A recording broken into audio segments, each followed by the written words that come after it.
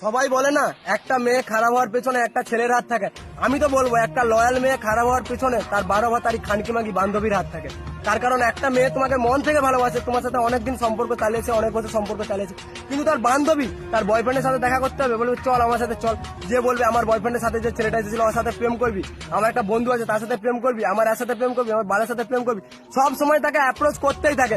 বলবে আমি তো 4 জনের সাথে চলে যাচ্ছি, কোথায় কিছু হচ্ছে না। আরে তোর বয়ফ্রেন্ড কিছু জানতেই পারবে না, দুদিন কথা বলে দেখ, যদি না ভালো লাগে কথা বলতে হবে না। তোর বয়ফ্রেন্ডকে কে বলতে যাচ্ছে, তোর বয়ফ্রেন্ডের ঘর তো অনেক দূরে, সে তো জানতেই পারবে না। আর এমন ভাবে ঠিক একটা মেয়ে কথা বলতে শুরু করে, কথা বলতে বলতে ছেলেটার থাকে এবার লুকোতে শুরু করে। আর একটা মেয়ে যখন একটা অন্য ছেলের সাথে কথা বলে সেটা মেয়েটার ব্যবহারেই বোঝা যায়। বাট মেয়েদের বুদ্ধি আটুতে থাকে, এমন এমন কাজ করে, ছেলেকে ব্লক করে ফোন করবে, ফোন করে বলবে যে বাবা ফোন করছিল, রাত 12টার সময় বলবে যে মাসি ফোন করেছিল, তাই অন্য করে ব্যস্ত ছিল। যে ছেলেটার কাছেও মেয়েটা ধীরে ধীরে খারাপ হয়ে যায়, যে ওই মেয়েটা আবার সেই যেই ছেলেটাকে ভালোবাসতে হবে সেই ছেলেটাকেই শত্রু ভাবতে শুরু